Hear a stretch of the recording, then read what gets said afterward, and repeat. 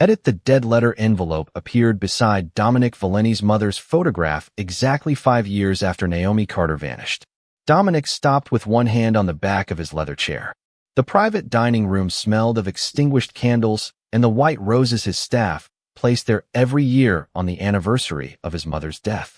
A silver clock ticked above the fireplace, each movement crisp against the silence, while amber sconces reflected across the long mahogany table. The envelope did not belong among any of it. Its cream paper had yellowed at the edges. Blue postal stamps crowded one corner, and several forwarding labels overlapped like bandages across the front. Dominic picked it up.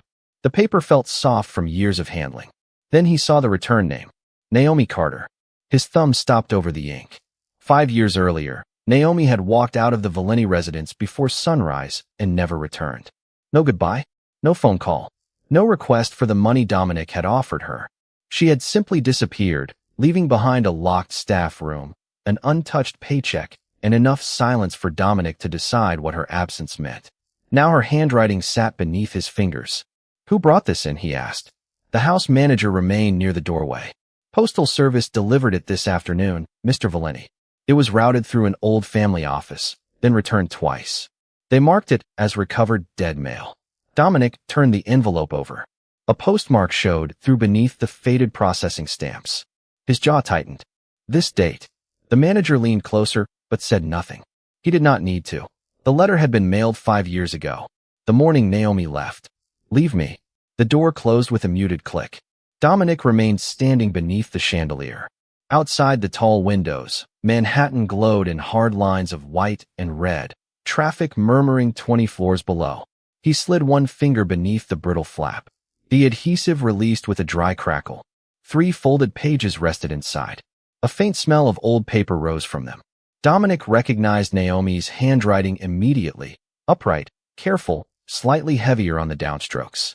He had seen it on grocery lists, medication schedules for his mother, and small notes beside his morning espresso. He unfolded the first page. "Dominic, by the time you read this, you may have spent years believing the worst about me." His eyes stopped. The silver clock ticked once, twice. Dominic pulled out the chair and sat. The leather gave a low creak beneath him. He read the line again, slower. Years. Naomi had written years, as if she somehow understood that silence could become something larger than a few missed days. His gaze moved downward. "I know what leaving without speaking will look like. I know you will call it betrayal because betrayal is easier for you than uncertainty. But there is something I could not tell you while I was still under your roof." Dominic's fingers pressed harder into the page. He remembered Naomi standing in doorways without lowering her eyes, setting his mother's tea beside her chair, refusing expensive gifts with a quiet, "My salary is enough, Mr. Valeni." He remembered the last evening he saw her, carrying fresh linens down the upstairs corridor. She had stopped when he passed. Her lips had parted as though she meant to say something. Dominic had been on a call. He walked by. By morning, she was gone. For 5 years, that had been the ending. Dominic turned the page. Naomi's next words changed it. "Your mother asked me for one final promise before she died, and keeping that promise meant leaving you before I told you the truth." Dominic went completely still. The roses beside his mother's photograph released their faint sweet scent into the room. He looked from the letter to her face inside the silver frame. Then he lowered his eyes to Naomi's handwriting again and read the sentence beneath it. "What I never told you was not why I left, Dominic. It was why staying had become impossible." Edit 5 years earlier, Naomi Carter sealed the letter at 4:12 a.m., while the Valeni house slept around her. The staff kitchen smelled of fresh coffee and lemon polish, and the refrigerator motor hummed beneath the soft yellow light over the sink. Naomi sat alone at the narrow oak table, still wearing her black housekeeping dress, though her apron had been folded beside a small suitcase near the service door. Dominic's name filled the center of the envelope in careful blue ink. She pressed her palm over it, then looked toward the ceiling, toward the second floor where he slept. 3 weeks earlier, his mother had occupied the bedroom at the end of that hallway. Teresa Valeni had been frail enough that Naomi could lift her shoulders with one arm while changing the pillows, but nothing about the older woman's gaze had weakened. On her final afternoon, sunlight had fallen through lace curtains across the white quilt, and the room smelled of lavender water and the bitter medicine cooling on the nightstand. Teresa had dismissed everyone except Naomi. Close the door. Naomi obeyed. Teresa reached for her wrist. Her fingers were cool and thin. He trusts power because power never walked away from him. Naomi lowered herself beside the bed. Mrs. Valenti, listen. Teresa's grip tightened. There may come a day when Dominic looks at you and decides protecting you gives him the right to choose for you. Naomi's eyes moved toward the bedroom door. He's never, not yet. Teresa breathed slowly through her nose. Promise me something. If that day comes, leave before his fear becomes your cage. Naomi had not answered immediately. Teresa's hand remained around hers. Promise. I promise. Now, 3 weeks later, Naomi folded that memory into the envelope with everything else she could not say aloud. Upstairs, a floorboard creaked. She froze. Footsteps crossed the landing, then stopped. A moment later, Dominic appeared in the kitchen doorway wearing dark trousers and a white dress shirt with the sleeves rolled to his forearms. Why are you awake? Naomi slid the envelope beneath a folded dish towel. Could ask you the same. Dominic glanced at the suitcase. His eyes sharpened. What is that? Mine. I can see that. He entered the room. Where are you going? The refrigerator clicked off, leaving his voice in sudden silence. Naomi stood, away for a while. How long? I don't know. Dominic's gaze dropped to the suitcase again. If this is about money, I told you I'd take care of whatever you need. Naomi opened the drawer beside the sink and removed the envelope of cash he had given her 2 days earlier. She placed it on the table between them. Thick bills shifted softly inside. It was never about money. Then tell me what it is about. She looked at him. The words were there. So was Teresa's warning. Dominic stepped closer. Naomi. His voice lowered. Whatever happened, I can handle it. That was precisely the problem. Naomi reached for her coat instead. Not everything needs you to handle it. His jaw tightened. You work in my house. If something threatens you, it concerns me. And if I don't want it to? Dominic gave no answer. Naomi lifted the suitcase. That's why I have to go. He moved instinctively toward the doorway, then stopped short of blocking it. For 1 second, they stood facing each other beneath the yellow kitchen light, close enough for Naomi to smell cedar soap on his shirt. If you walk out now, Dominic said, don't expect me to chase someone who refuses to explain herself. Naomi's fingers whitened around the suitcase handle. I'm not asking you to chase me. She walked past him. 20 minutes later, at a 24-hour post office near Grand Central, fluorescent lights buzzed above empty counters while rainwater squeaked beneath her shoes. Naomi paid for track delivery, watched the clerk stamp Dominic's address, and kept the receipt. The letter should reach him within 2 days. She stepped outside into the cold pre-dawn air, believing distance would finally make the truth safe enough for Dominic to hear. Then Naomi climbed into a cab and made the decision that would divide their lives for 5 years. She left New York trusting the letter to say what she could not. At 7:15 the next morning, Dominic found Naomi's untouched envelope of cash exactly where she had left it. Pale sunlight cut across the staff kitchen, turning the bills inside the open envelope green beneath the glass pendant lights, while the coffee machine hissed beside a cup no one had poured for him. Her suitcase was gone. So were her coat, her shoes, and the small ceramic jar of hand cream she kept beside the service sink. Dominic stood motionless for several seconds, then picked up the cash. Where is she? The house manager lowered his eyes. Ms. Carter left before 5. Did she say where? No, sir. Dominic walked upstairs himself. Naomi's room smelled faintly of lavender detergent, but the narrow closet was empty and the bed had been stripped. He opened the nightstand. Nothing. No note. No forwarding address. No explanation. Only a clean wooden drawer beneath his hand. By 8, Dominic was behind the walnut desk in his study. His security chief stood across from him while phones vibrated against leather and muted voices moved beyond the closed doors. We can locate her before noon, the man said. Train stations, bus terminals, credit cards. No, Dominic's answer stopped him. Sir. Dominic looked at the money Naomi had returned. He heard her voice from hours earlier. I'm not asking you to chase me. His fingers closed around the envelope. She walked out after refusing my help. She made her choice. Do you want us to keep a passive watch? I said no. Dominic opened Naomi's employment file, drew a black line through her access authorization, and signed beneath it. The pen scratched loudly across the paper. No one contacts her. No one follows her. If she wants to explain herself, she knows where I live. The file closed with a flat slap. That became Dominic's version of the morning. Naomi had been offered security and rejected it. She had been asked for an explanation and withheld it. Therefore, she had chosen to leave him. 40 miles south, a postal truck carrying Naomi's letter entered a distribution center under fluorescent lights that hummed above conveyor belts. The envelope moved between catalogs, legal notices, and padded packages until a damaged barcode sent it toward an old Valeni family office address still buried in the postal database. By afternoon, it was traveling away from the house where Dominic was waiting for nothing. Naomi knew none of this. By evening, she sat beside the window of a southbound train with the tracking receipt folded inside her wallet. The carriage smelled of reheated coffee and vinyl seats.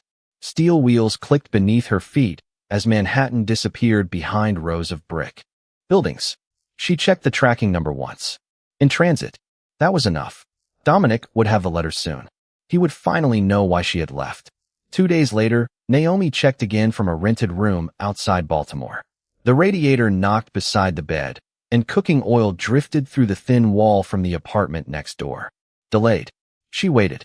A week passed. Then the tracking page stopped updating. Naomi sat at a library computer and stared at the frozen status until the screen dimmed. She could have called Dominic. Her hand even reached for the phone in her coat pocket. Then she remembered the letter's first lines and Teresa Valeni's final warning. Distance first. Truth second. She lowered her hand. Dominic would receive it. He had to. In New York, Dominic passed Naomi's empty chair in the breakfast room every morning without slowing. A month later, he ordered the staff schedule changed so her name no longer appeared anywhere in the house. In Baltimore, Naomi kept the postal receipt in her wallet until its ink began to fade. Neither understood what the other was waiting for. Dominic waited for Naomi to come back and explain why she had left. Naomi waited for Dominic to prove he had read the explanation and could finally respect her choice. And when neither moved, Dominic made the decision that turned a lost letter into 5 lost years. He closed Naomi Carter's file and ordered her name never to be brought to him again. Edit by the second year, Naomi stopped checking the tracking number, but she never threw away the receipt. It lived behind her driver's license in a worn brown wallet. The ink faded almost to gray. Baltimore had become familiar by then. Buses sighing at curbs before dawn, rowhouse windows glowing amber in winter, the smell of coffee and disinfectant clinging to the uniform she wore while cleaning rooms at a rehabilitation center. Naomi built her days carefully.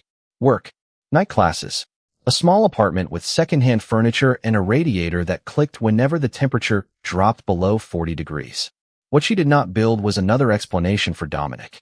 She believed she had already given him one. On the first anniversary of leaving New York, Naomi sat at her kitchen table with her phone beside a chipped blue mug. Rain tapped against the fire escape. She opened Dominic's number, still memorized though deleted from her contacts, and typed 3 words. Did you understand? Her thumb hovered above send. Then she erased them. If Dominic had read the letter, contacting him would undo the very choice she had asked him to respect. If he had chosen silence, she would respect that too.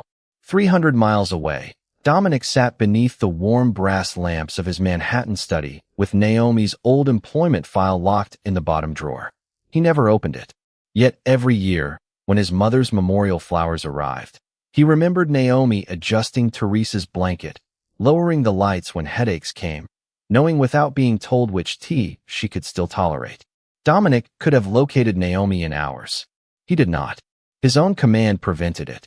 If she wants to explain herself, she knows where I live. Pride made the sentence easier to repeat than the question underneath it.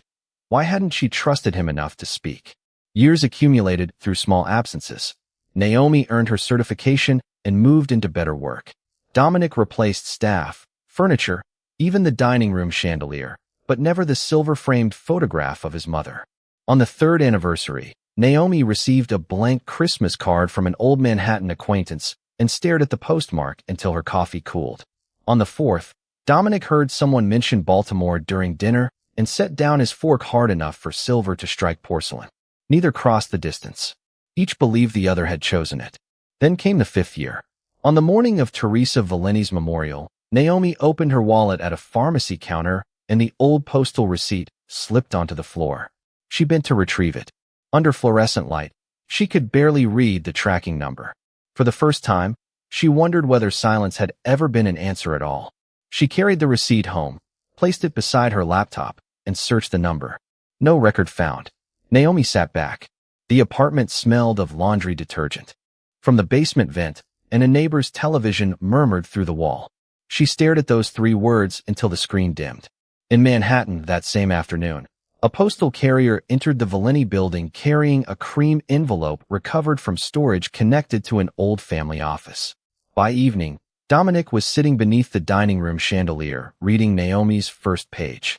Baltimore and Manhattan had spent 5 years separated by a misunderstanding that could fit inside one envelope. Naomi believed Dominic had received her truth and answered with silence. Dominic believed Naomi had offered him no truth at all, but now the balance had changed. Dominic possessed something Naomi did not know he had, the words she had entrusted to him 5 years earlier. He turned to the next page, the paper rasping beneath his thumb, and read the sentence that destroyed the last comfortable version of her disappearance. I did not leave because I stopped trusting you, Dominic. I left because I was beginning to trust you enough to surrender choices that still needed to remain mine. Edit. Dominic read the second page standing up, as if sitting had become impossible once Naomi's words began dismantling 5 years of certainty. The dining room was nearly dark now, the chandelier dimmed to a low amber glow while candle smoke curled above his mother's memorial flowers. Outside the windows, horns murmured far below. Inside, only the dry rasp of paper moved between his fingers. Naomi had written about Teresa's final weeks, about the promise made beside her bed, and about the change Naomi had begun noticing in Dominic afterward. You started asking where I went on my days off. You sent a driver when I said I could take the subway. When I refused, another car followed me anyway. Dominic lowered the page. He remembered ordering that car. At the time, it had seemed like protection. Naomi's letter continued. When I told you I wanted to handle my own problems, you said, not while you're under my roof. That was when I understood your mother's warning. Dominic crossed the room and stopped before Teresa's photograph. White roses brushed his sleeve, cool petals releasing there. Sweet scent. You knew, he murmured. The woman in the silver frame offered no answer. He returned to the letter. Naomi had not accused him of cruelty. Somehow, that made the words harder to escape. She described small things. Dominic replacing the lock on her apartment without asking after hearing about a break-in nearby. Dominic arranging a private doctor when she said she could visit a clinic herself. Dominic quietly increasing security whenever she left the property. Each act had worn the shape of care. Each had removed one more decision from her hands. Then came Teresa's final request. Your mother did not ask me to abandon you. She asked me to leave only if loving your protection began costing me my freedom. Dominic's eyes stopped on the word loving. His thumb pressed into the paper. He read onward. I wish I could tell you what happened inside me when I realized she had been right, but that belongs on the final page because it is the part one was most afraid for you to know. Dominic turned the sheet immediately. The third page began with Naomi describing the morning she planned to leave. Her sentences grew tighter, the pen strokes deeper. I returned your money because I needed you to understand that I could not be bought back into safety. I mailed this because distance was the only way I knew to make you hear me without letting you answer by taking control. Then Dominic reached the bottom. The sentence stopped. If you ever want to understand why leaving you hurt more than staying, you need to know that Nothing followed. Dominic flipped the page. Blank. He checked the envelope again, spreading its brittle seams beneath the lamp. 3 pages. Only 3. The numbering in Naomi's lower corner made the loss undeniable. 3 of 4. Dominic stared at it.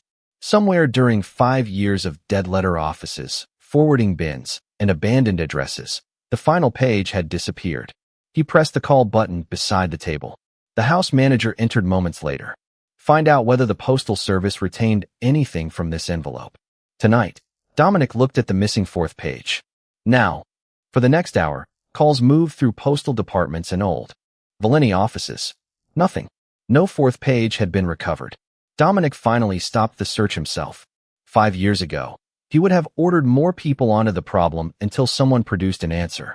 This time, He folded the 3 surviving pages carefully. Paper could no longer finish what Naomi had tried to say. Only Naomi could. Dominic picked up his phone. "Get me Naomi Carter's current address." His security chief hesitated. "Do you want her brought in?" Dominic looked at the unfinished sentence. "No," his voice sharpened. "Nobody goes near her." "Then what do you want?" Dominic slid the letter inside his coat. "I'm going to ask for the answer I should have waited for 5 years ago." Edit. Dominic found Naomi at 6:40 the next evening, pushing an elderly woman's wheelchair through the glass doors of a Baltimore rehabilitation center. Fluorescent lights spilled across the wet sidewalk, and the sharp smell of disinfectant followed Naomi into the cold air. She wore navy scrubs beneath a gray coat, her hair shorter than he remembered, a plastic employee badge clipped near her shoulder. Dominic stood beside a black sedan 20 feet away. Naomi looked toward him. Her hand stopped on the wheelchair grips. He did not approach. Instead, he waited while she helped the woman into a waiting car, folded the wheelchair, and returned it inside. When Naomi came back, the automatic doors sighed shut behind her. Dominic. 5 years had changed the way she said his name. No Mr. Valeni. No employee standing before her employer. Just 2 people on the same sidewalk. Dominic took the yellowed envelope from his coat. Naomi's eyes dropped to it. "Where did you get that?" "It arrived yesterday." Her face became still. "Yesterday? I never received it before." Traffic hissed over wet pavement behind them. Naomi looked at the forwarding stamps, then touched the envelope with 2 fingers as if testing whether it was real. "I waited for you to answer." Dominic's jaw shifted. "I waited for you to explain." Neither spoke.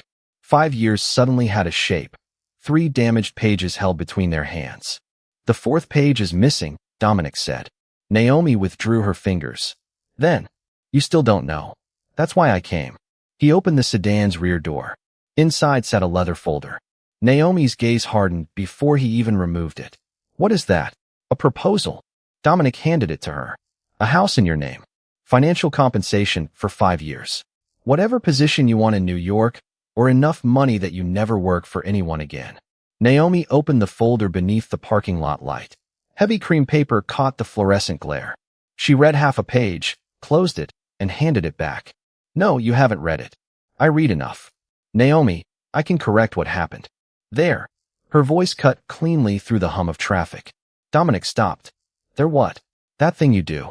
She pointed at the folder. "You arrive with money, lawyers, a car, and a finished answer before asking me what I want." Dominic looked at the sedan. His driver remained behind the wheel. An attorney waited in the front passenger seat. Naomi gave a quiet breath. 5 years ago, I left because your protection was becoming another word for permission. Now you've crossed 200 miles to prove you still think the solution is deciding what my life should look like." Dominic closed the folder.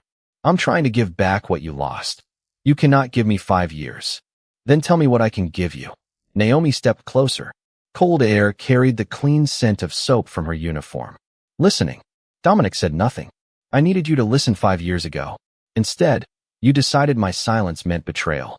Tonight you found me, and before I could explain one sentence, you brought another plan." She pointed toward his car. "Take it back to New York." Dominic's eyes stayed on hers. "And the missing page?" "That page contained what I was most afraid to tell you." "Then tell me now." Naomi shook her head. "Not while you're standing here surrounded by everything I ran from." She turned toward the rehabilitation center. Dominic looked at the folder in his hand, then at his driver, his attorney, the polished black car waiting obediently beneath the lights. "Naomi." She stopped at the doors. Dominic handed the folder to his attorney through the open window. "Go back to New York." The attorney blinked. "Without you." "Without me." Dominic closed the door.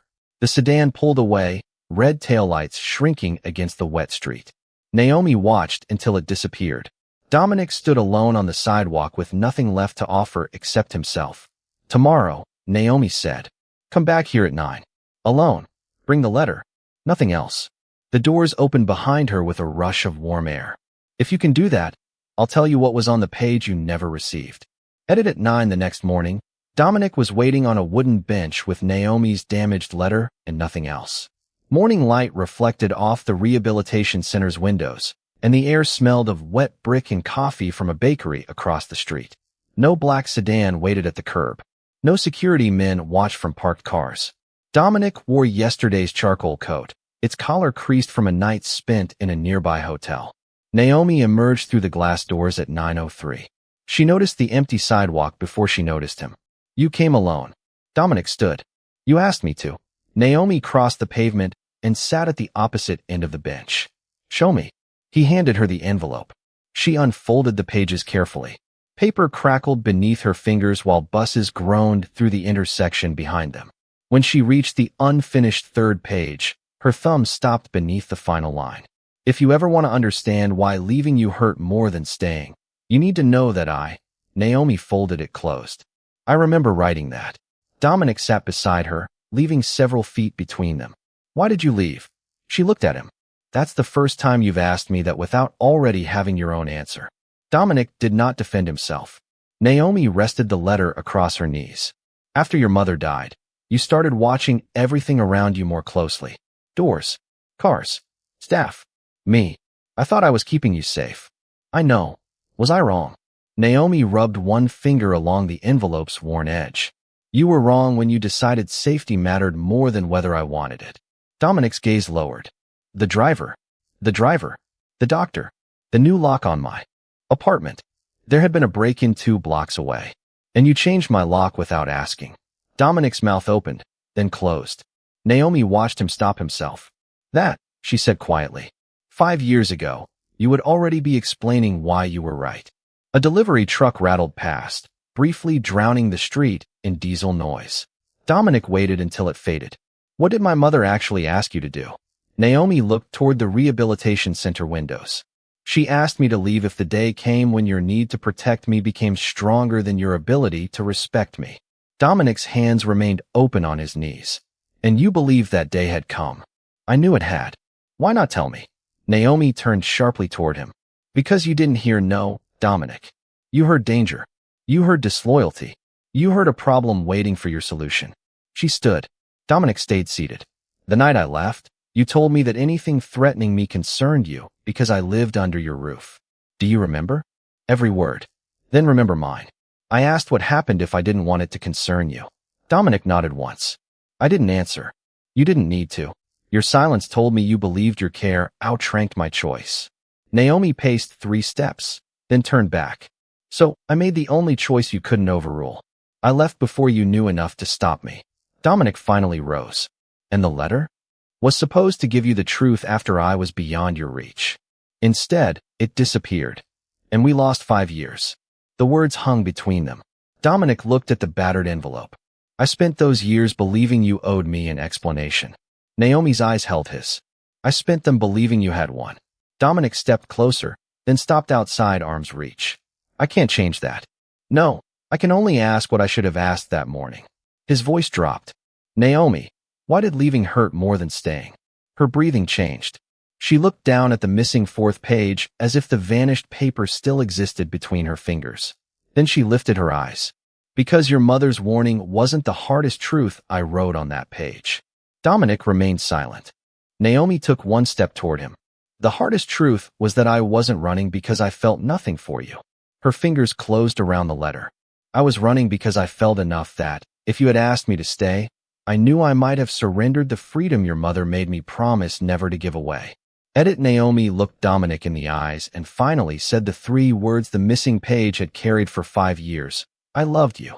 A bus exhaled at the curb behind them, brakes hissing against the morning traffic, while warm coffee drifted from the bakery across the street. Dominic did not move. The battered envelope remained between Naomi's fingers, its paper fluttering in the cold Baltimore breeze. I wrote it exactly that way, she continued. No explanation first. No softer word. I loved you. Dominic's jaw tightened once. Past tense. Naomi glanced down at the letter. That isn't the question you earned yet. He absorbed the answer without challenging it. She noticed. 5 years ago, silence from Dominic had felt like a door locking. Now it created space. Your mother saw it before either of us admitted it, Naomi said. She saw how I watched for your car at night. She saw how you started coming home for dinner when you knew I was helping her downstairs. Dominic remembered those evenings. The soft clink of Teresa's teacup, Naomi's lavender hand cream. The strange quiet he had once mistaken for comfort without asking why. She wasn't trying to keep us apart, Naomi continued. She was trying to make sure that if I ever chose you, it was actually a choice. Dominic's eyes shifted toward the street. And you believed I would take that choice away. I knew you would. The words came without cruelty. Not because you wanted to hurt me. Because you had spent your whole life believing love meant keeping people where nothing could reach them. Naomi stepped closer.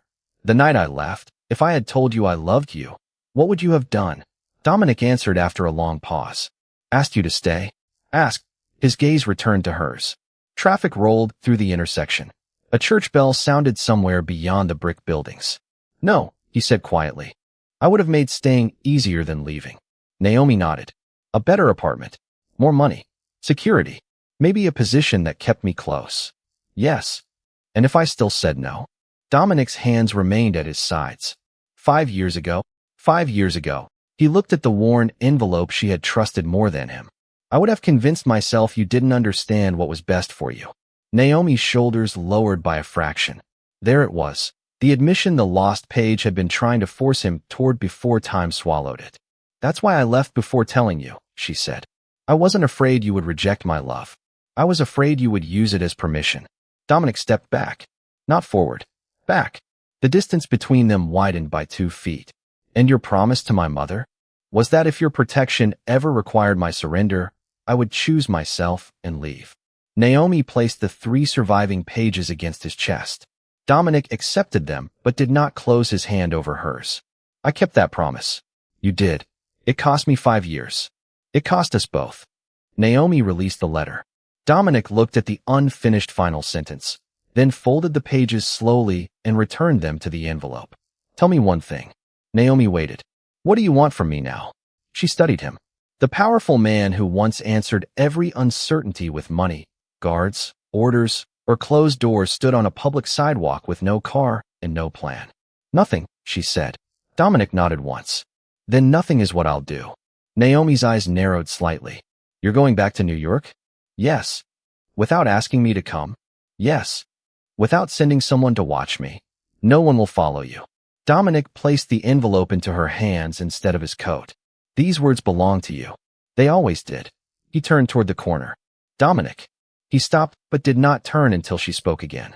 Naomi held the letter against her coat. You came here wanting the missing page. Dominic looked back. I did.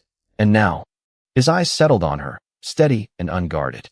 Now I understand why it had to be missing before I could hear what was on it. Then he walked away, leaving Naomi with the decision he once would have taken from her. And for the first time, the most powerful thing Dominic Valeni could do was refuse to choose what happened next. Edit Naomi caught Dominic half a block away, not because he called her back, but because this time the choice was entirely hers. Her shoes struck the damp sidewalk in quick, hollow beats, and the yellowed envelope crackled in her hand as she passed the bakery's warm windows. Dominic. He stopped beneath a red traffic light. Cars whispered over wet asphalt beside them, and the cold air carried the smell of roasted coffee and exhaust. When he turned, Naomi was breathing hard, one hand pressed against her coat. He waited. He did not cross the distance.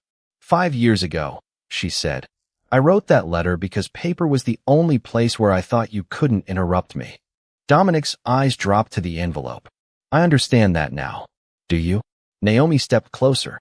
Because that letter arrived 5 years too late, and nothing we say today gives those years back. I know. I built a life here. Then keep it. His answer came without hesitation. Naomi searched his face. You're not asking me to return to New York? No. You're not asking me to work for you again. Never. The pedestrian's signal began chirping. Neither moved. Dominic slipped his hands into his coat pockets, deliberately leaving them there. The letter told me what you felt 5 years ago, he said. What you feel today belongs to you. I won't turn it into a debt. Naomi looked toward the rehabilitation center behind them, its glass doors flashing in the pale morning sun. For 5 years, she had learned to make decisions without wondering whether Dominic Valeni would approve. She had earned certifications, rented her own apartment, paid her own bills, and learned the quiet weight of keys that opened doors no one else controlled. I'm not leaving Baltimore, she said. Dominic nodded. Then Baltimore stays yours. And I'm not becoming someone you protect without permission. Then I ask before I help. And if I say no? I hear no. The answer landed between them more heavily than any promise backed by money or power. Naomi unfolded. The letter one last time.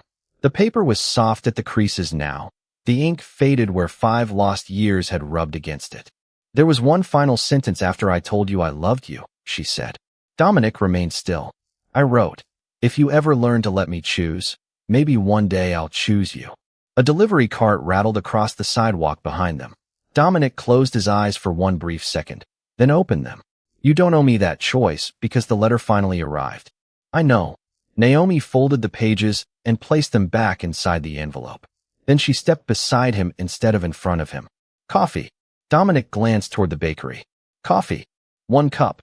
No promises beyond that. Something almost became a smile at the corner of his mouth, but he let it remain small. Your choice. Exactly. They crossed when the signal changed. Dominic reached the bakery door first, then stopped with his hand near the brass handle and looked at Naomi. May I? She glanced at his hand, then at him. You may. He opened the door. Warm air rolled over them carrying cinnamon, espresso, and fresh bread.